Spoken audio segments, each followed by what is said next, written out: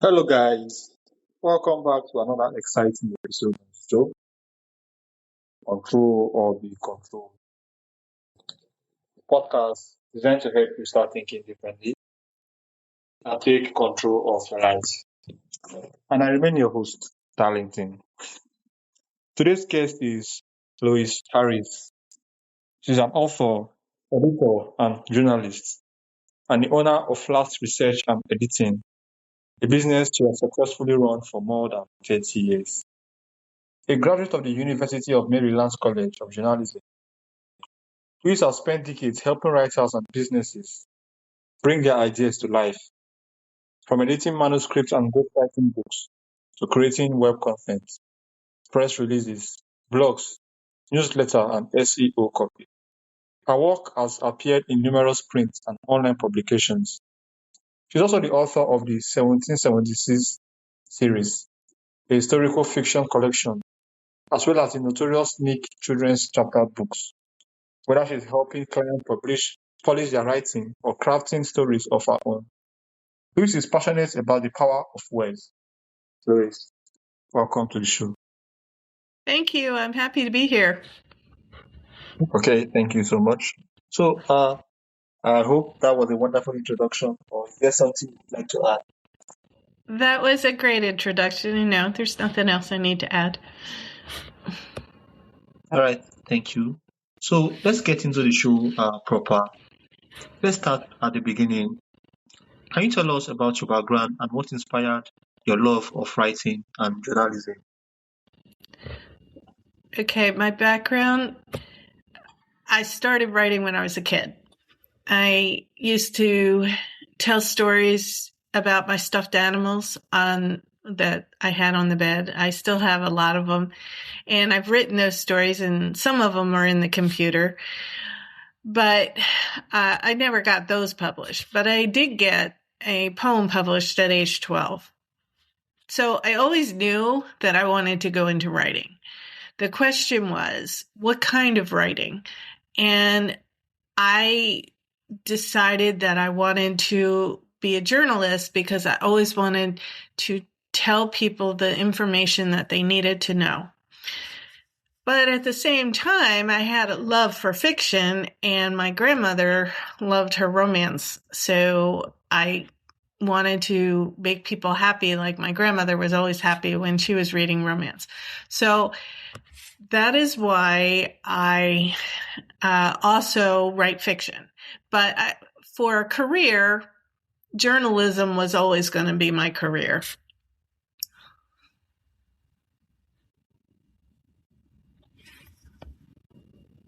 Okay, thank you so much.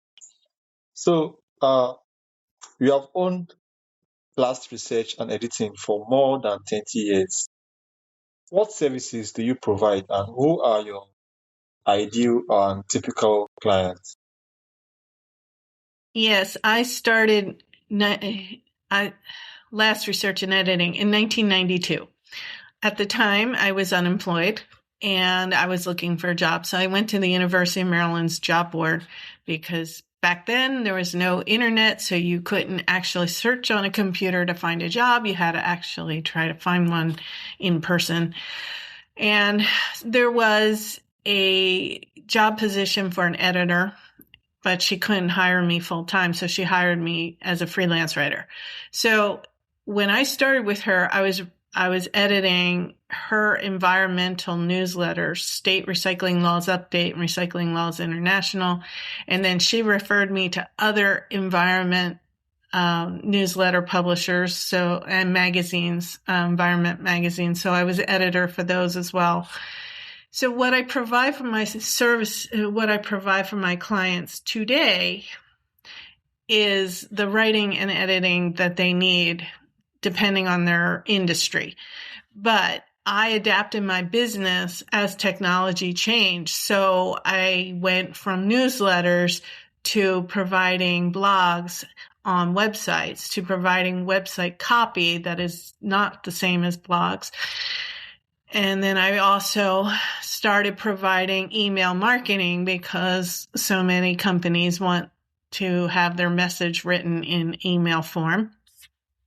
And now I'm offering doing research using AI, because right now I am still learning AI and all its capabilities, and it keeps changing. So I'm doing the simplest that I can do, but I'm not using AI to write because I don't actually agree that that's the right thing to do. So I provide writing and editing and marketing for my clients, who are mostly small business owners, entrepreneurs, and people that are at the point where they need publicity, but they don't have money to hire in-house staff. So they come to me and then I do it for them.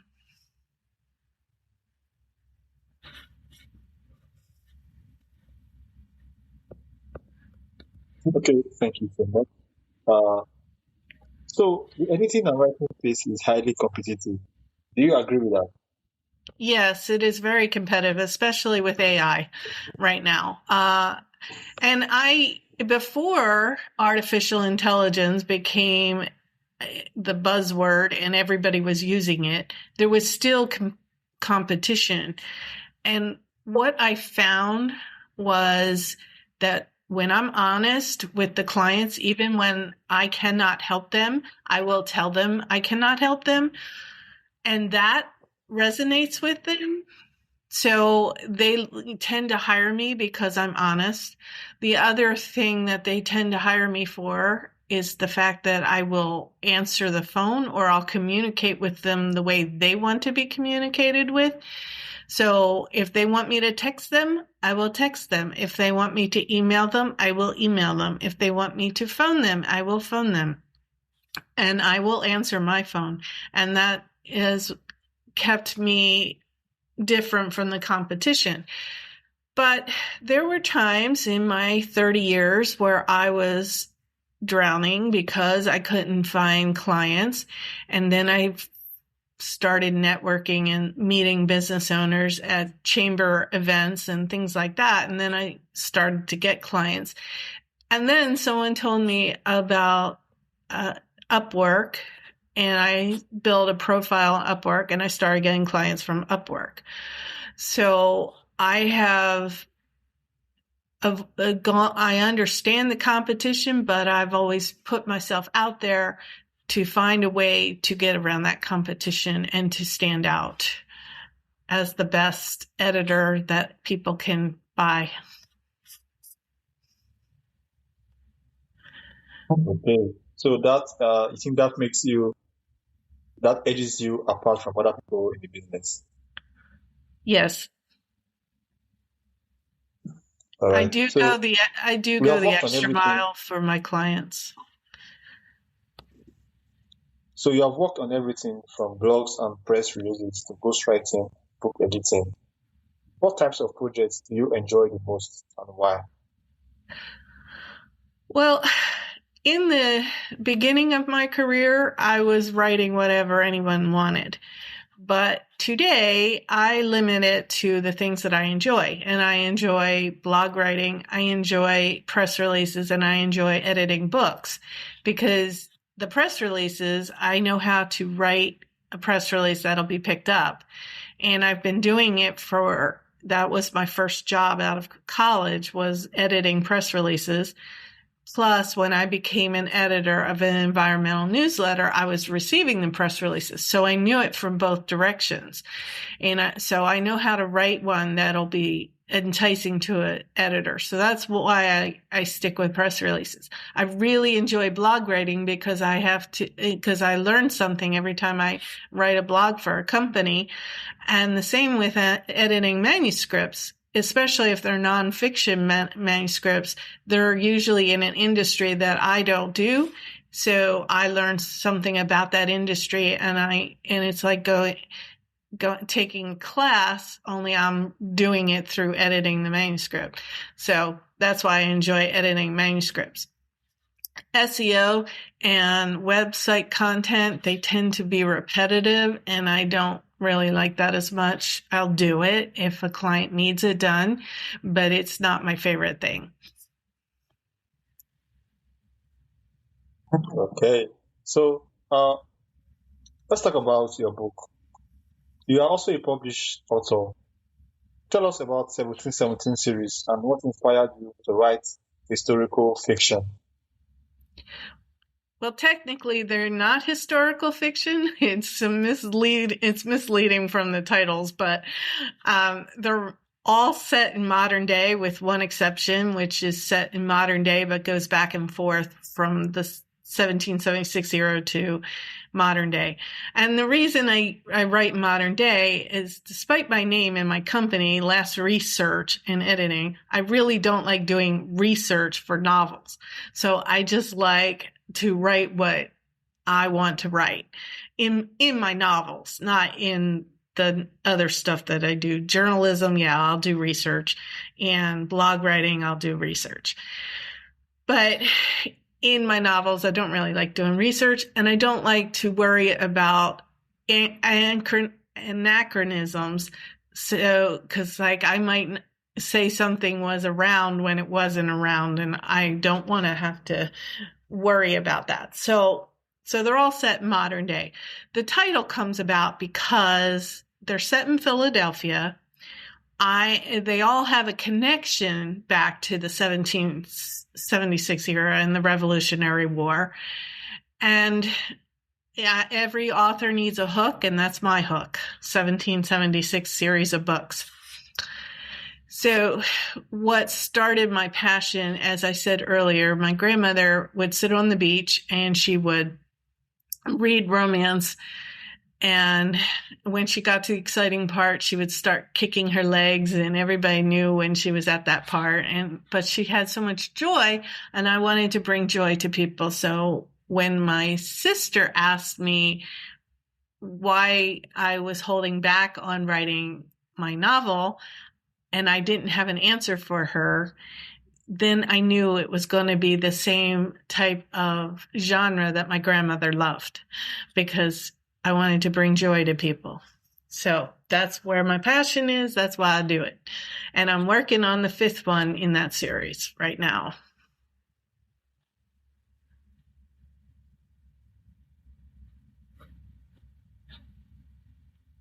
So we can just say your grandmother inspired your writing 100%.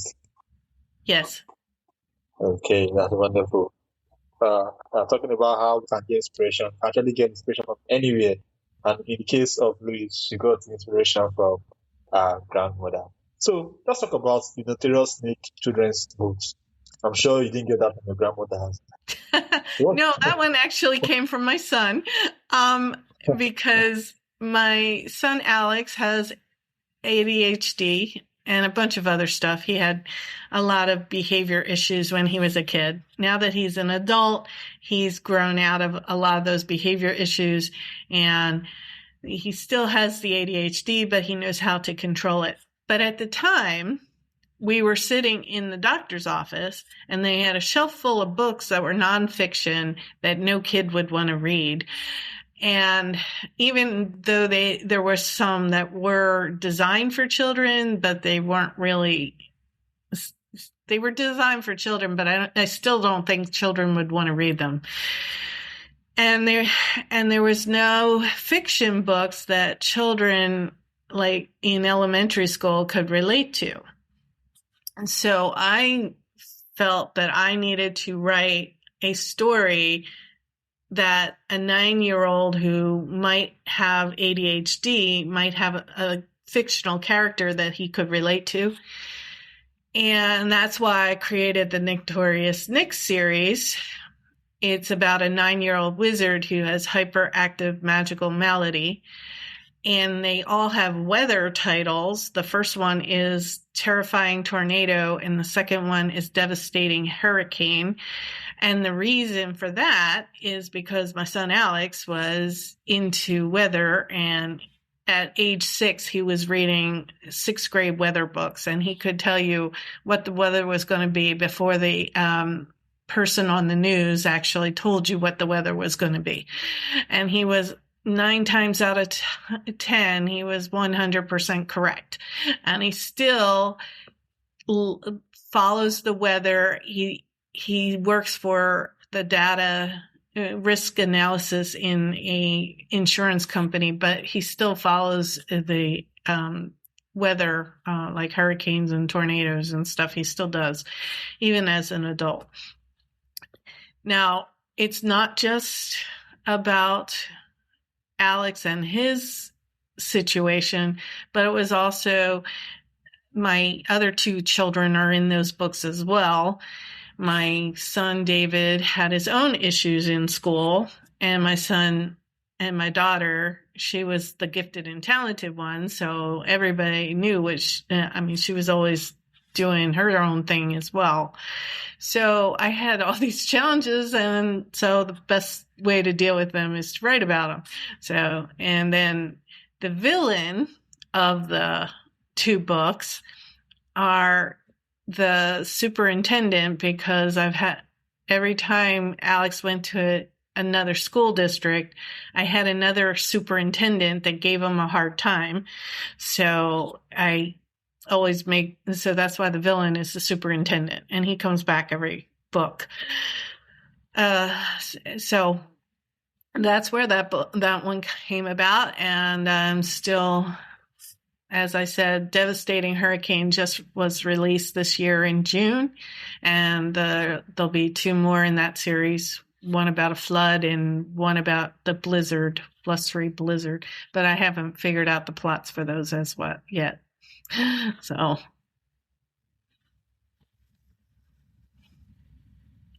Okay, thank you. That's actually very, very inspiring. I think when people know the backstory of Notorious Snake, it will make them want to actually get their hands on the book. So I think your novels, they have great backstories, wonderful backstories. So we have helped many writers bring their ideas to life. Louise, I think you do a lot of things. You're a journalist, you write, you help authors bring their ideas to life as well, and you're an editor. Wow. So what is the biggest mistakes first-time authors make, and how can they avoid them? There's a couple things that I see all the time. The first one is that they don't make it flow. A book should flow from the beginning and from the very first page all the way to the very last page. It should flow like a river. And often people, especially first-time authors, they are so jumbled in their head that they're putting like everything in their books, and their books are reading very choppy. And that throws a reader off. A reader doesn't want a choppy river. It's just like if you're on a boat and there's choppy seas, you're going to get seasick. So a reader is going to put the book down if the book is all over the place. So that's the first thing that I know I see almost all the time with new authors. And that is usually why they need to hire me, because they don't know how to make it work. And they are looking for an editor, but they're also looking for a coach. So that's when I'm more molding and coaching them on how it should be. The second most common mistake is that people will write their stories as a memoir and expect them to sell.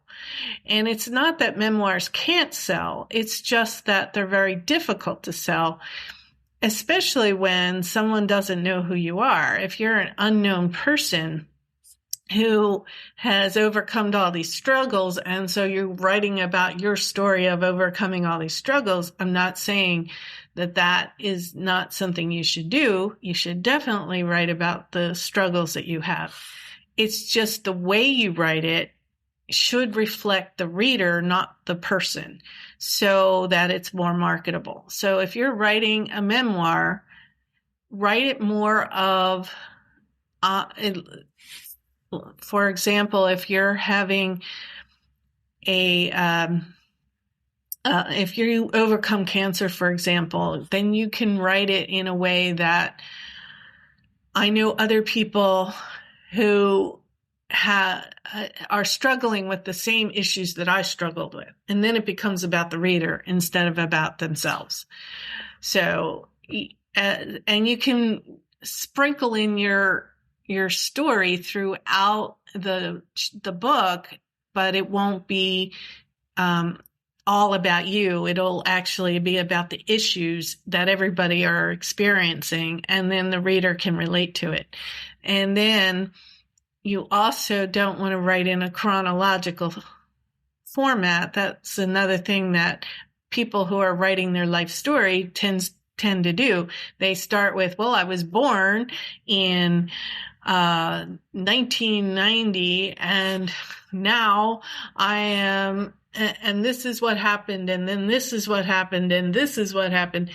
And that is very cumbersome to read. So it's better to actually say, okay, this was the struggle I have had at this particular time. And then later, this is what the struggle was when I was a child. And this was the struggle as after I got married, and things like that. So you don't have to write from point A to point B. You can actually mix it up and go back and forth and to make the book flow, because even a memoir is supposed to flow. And although a timeline flows from point A to point B, a book doesn't have to flow from point A to point B. It just has to flow. That was a long-winded way of saying what I said, but I'm sorry.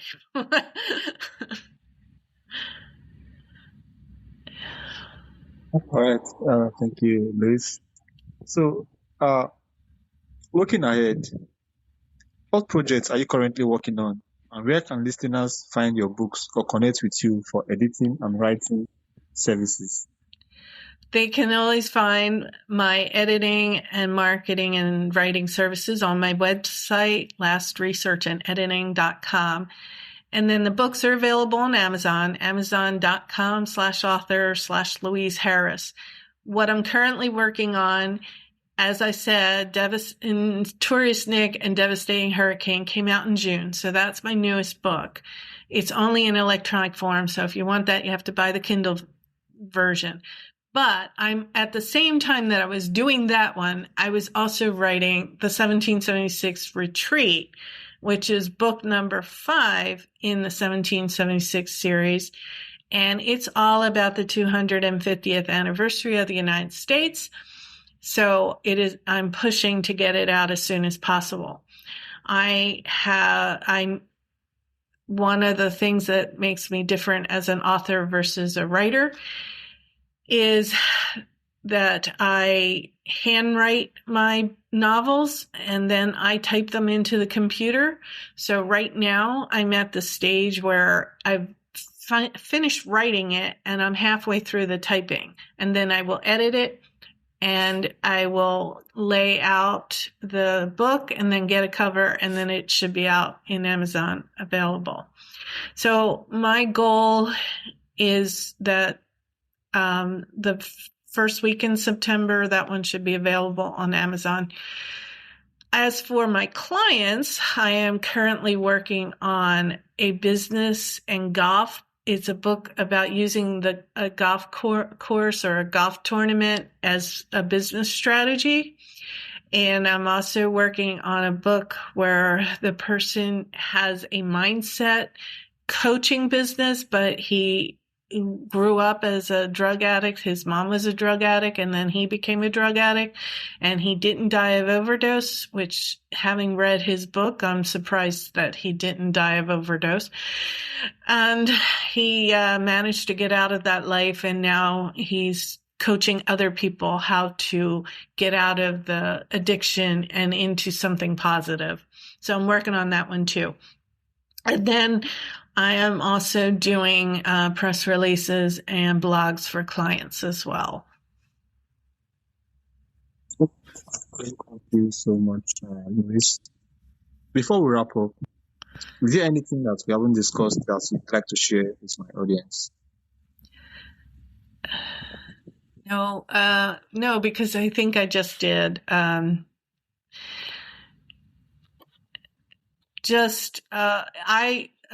thing that I probably did not mention is I'm willing to assess somebody's writing for free. So if they have a few chapters and they're not sure if it's worthy of continuing, they can send them to me and I will read it and let them know what I think. And then they can decide what they want to do with that information. I also offer a service where if it's an entire manuscript, that one I will still assess it and give them my thoughts, but that one they would have to pay a fee for that. But it's a low fee, and they can decide what to do with my information or not. So that has helped a lot of people figure out what they might need to change on their books. So that's something that your readers might be interested in. And also, anybody that has a question and they don't necessarily want to hire me, they just want a question answered, I'm willing to do that as well. So. All right. Thank you so much, Louise. Thank you for joining us and sharing your journey as a journalist, editor, entrepreneur, and author. Career is a wonderful reminder that great writing has the power to educate, inspire, and connect people across generations. So, to my audience as well, I really appreciate you guys. And if you enjoyed today's conversation, subscribe, leave us a review, and share this episode with the writers, entrepreneurs, and book lovers in your life. Thank you, Louise, for coming to my show, and do have a wonderful day. Thank you. I enjoyed it. Thank you all for listening. We will see you guys on the next episode. Bye, guys.